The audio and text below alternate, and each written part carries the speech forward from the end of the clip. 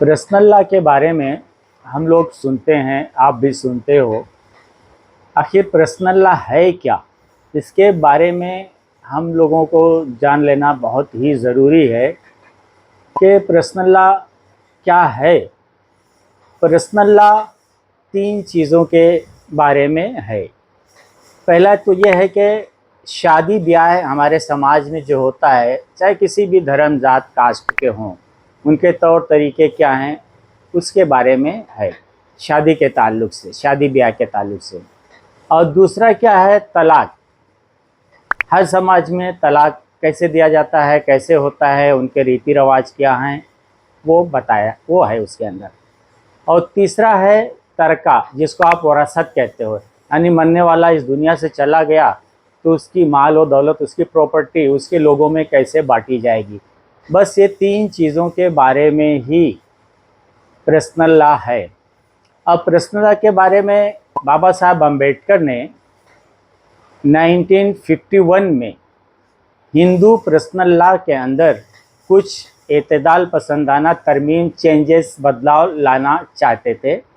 और उसको उस वक्त जनसंघ और आरएसएस ने उसकी ये कहकर मुखालफत की थी कि हमको हमारे समाज के अंदर इस्लाह हमारे ऊपर थोपा नहीं जा सकता है, हम इसे एक्सेप्ट नहीं करेंगे। अच्छा, उसके बाद आप देखते हैं कि 1957 में जनसंघ ने अपने मंशूर में ये चीज़ किया कि हमारी जो तहज़ीब है, हमारा जो कल्चर है, ये पुराना कल्चर है। तो हमारी जो पुरानी तहज़ीब, पुराना कल्चर है, हमारे लिए उसमें किसी भी तरह का कुछ भी बदलाव, चेंजेस हमको मंजूर नहीं होगा।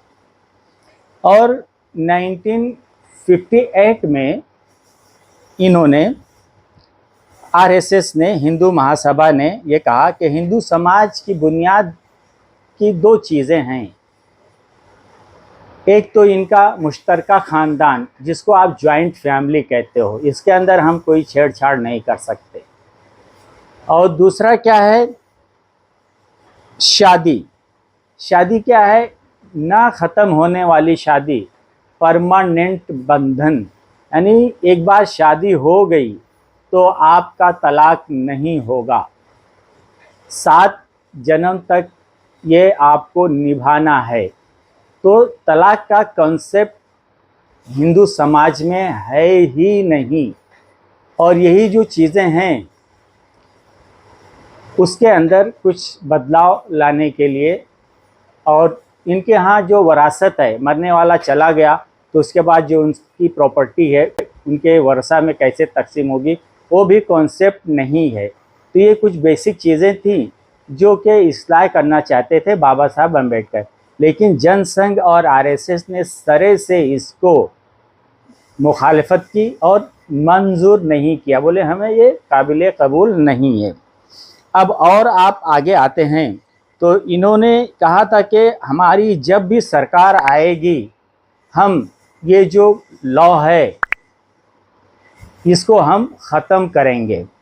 और 1967 में जनसंघ ने और आरएसएस ने ये यूनिफॉर्म सिविल कोड का मुतालबा किया था, डिमांड किया था कि इंडिया में यूनिफॉर्म सिविल कोड आना चाहिए। लेकिन उनकी जो सियासी विंग है बीजेपी, 2014 में फुल मेजॉरिटी से थी, अक्सरियत के साथ, 2019 में फुल अक्सरियत के साथ, उसके बाद भी ये लोगों ने यूनिफॉर्म सिविल कोड लाने की कोशिश नहीं की। यहाँ पे एक बुनियादी चीज़ है, समझ लेना ज़रूरी है कि यूनिफॉर्म सिविल कोड लाने का जो अधिकार है वो सेंट्रल गवर्नमेंट के पास है ही नहीं। ये लोग यूनिफॉर्म सिविल कोड लाने का एक शगुफा सिर्फ छोड़ते हैं। सिविल कोड लाने का जो अधिकार है वो स्टेट असेंबली को होता है, हर स्टेट की असेंबली को होता है। वो स्टेट की असेंबली अगर ज़रूरत महसूस करती है अपने स्टेट में किसी तरह के बदलाव की, तो एक करारदाद मंजूर करके असेंबली में वो ला सकती है। ये लोग 370 के बारे में बहुत आवाज़ करते हैं कि 370, ऐसा प्रोपेगेंडा किया कि ऐसा हुआ कि मानो कि कोई जंग लड़ रहे हैं और वो जीत रहे हैं।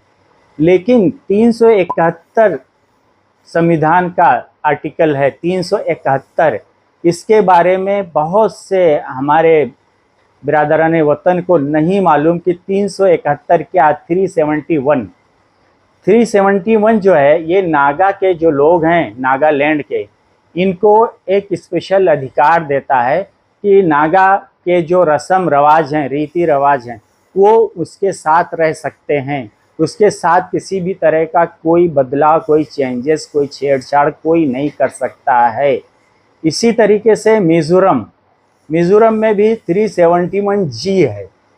इसके अंडर में जो मिज़ोरम के लोग हैं, उनके यहाँ के भी उनका अपना कल्चर है, उनका अपना रहन सहन है, उनके अपने रिवायती कुछ रवाज हैं, कानून हैं, वो उस हिसाब से अपनी ज़िंदगी जीते हैं।